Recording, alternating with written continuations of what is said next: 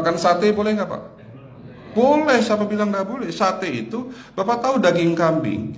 Daging kambing, daging domba adalah makanan sehat tidak berkolesterol.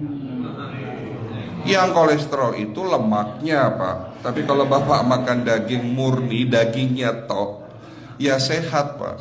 Yang nggak boleh itu santannya. Jadi makan gulai itu jangan, kalau gulai sate aja udah.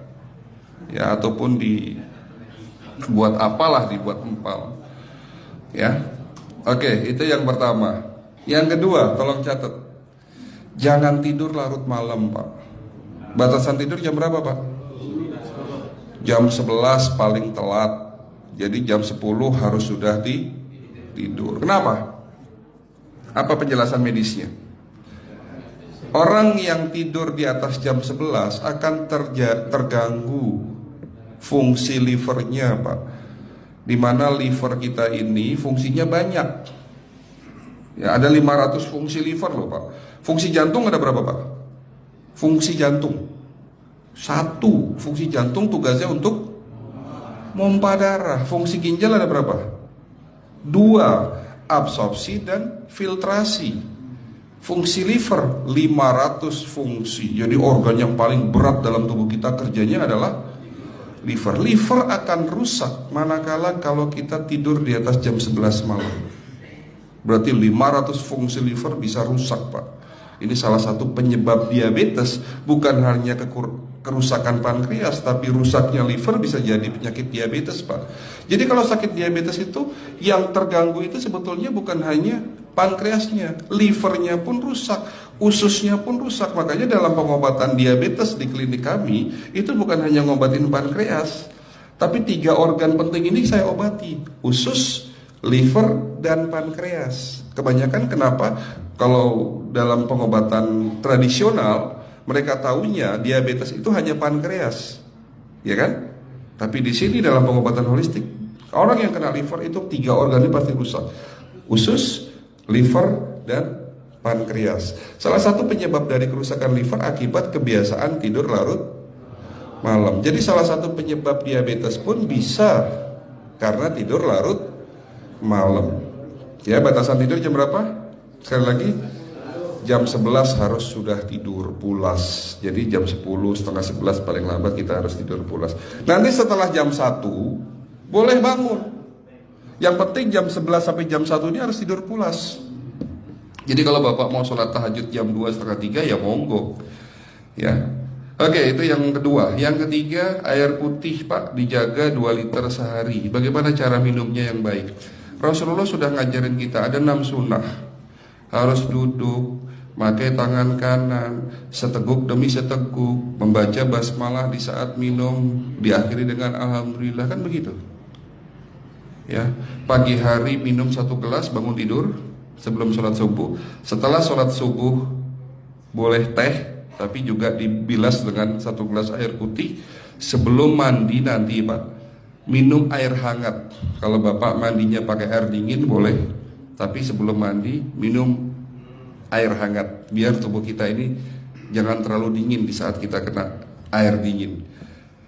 Sampai maghrib pastikan 2 liter sudah masuk dalam tubuh kita. Malam mau tidur, tolong perhatikan Ibu ya, malam mau tidur jangan banyak-banyak minum. Nggak boleh minum malam itu segelas sampai 2 gelas mau tidur. Cukup seteguk 2 teguk saja. Karena kalau sampai kita minum mau tidur 1 gelas besar, ginjalnya malah rusak, Pak. Ya. Oke, itu yang ketiga. Yang keempat, puasa. Lakukan puasa secara rutin, insya Allah kita sehat. Nah, untuk penjelasan atau materi puasa, nanti bisa hubungin staf saya. Nanti di bulan Ramadan tahun ini, kalau memang masih ada slot 1 sampai hari ke-20, saya bisa mengisi manasik kesehatan yang berkaitan dengan manfaat puasa untuk kesehatan. Insya Allah kalau memang masih ada slot waktunya, karena kita di bulan Ramadan hanya 20 hari kita ngisi manasik, ya. Oke, itu yang keempat. Langkah keempat. Langkah 1, 2, 3, 4. Langkah kelima. Nah, sebelum saya menjawab yang kelima, saya ingin membacakan sebuah sabda Rasulullah.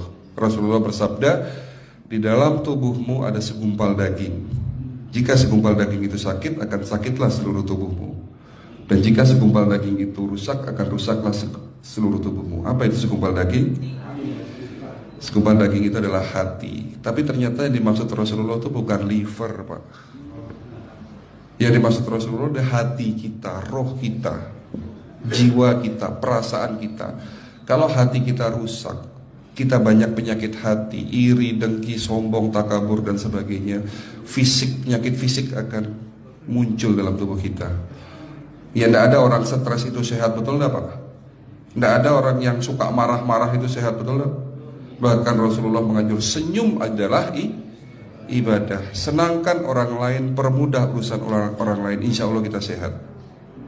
Ya, jadi itu langkah ke-5. Langkah 1 sampai langkah ke-5 sifatnya individual. Bapak bisa lakukan sendiri di rumah.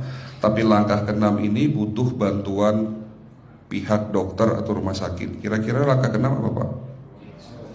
Lakukan pemeriksaan sebelum sakit. Jadi periksa itu jangan nunggu sakit baru periksa. Jangan seperti kayak Bu Ustazah tadi, diajak periksa, jawabannya takut ketahuan penyakitnya. Setelah stroke baru datang ke klinik untuk minta diperiksa.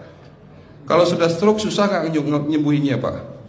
Kata kayak beliau nih, sudah 2 tahun tidak sembuh-sembuh karena sudah terlanjur stroke. Tapi kalau beliau melakukan general check up, mohon maaf ya Pak, kalau beliau melakukan general check up rutin, insya Allah tidak akan kena stroke karena sebelum stroke sudah diobati dulu. Karena stroke ini bisa kita lihat dalam scanning dengan alat yang saya punya, insya Allah kelihatan ini. Oh ini sudah mulai ada tanda-tanda mau penyumbatan, buru-buru diobati. Memang takut Pak, tapi pesan saya jangan takut. Ya, lakukan pemeriksaan supaya kita tahu, supaya kita kenal. Gitu ya Pak. Jadi kira-kira di jemaah ini ada enggak yang mau saya ajak periksa kita semua? Pesan terakhir dari saya, lakukan pemeriksaan sebelum terlambat. Ini pesan saya dan pesan seluruh dokter di dunia sebetulnya. Lakukan pemeriksaan sebelum terlambat. Ya, karena dengan kita melakukan pemeriksaan kita akan kenal tubuh kita. Kalau sudah kenal kita akan sayang sama tubuh kita. Betul Pak? Ada pepatah mengatakan tidak kenal tidak sayang. Cukup sekian dari saya. Mohon maaf kalau penyampaian kami kurang baik. Akhirul kalam, wabillahi taufiq wal hidayah. Wassalamualaikum warahmatullahi wabarakatuh.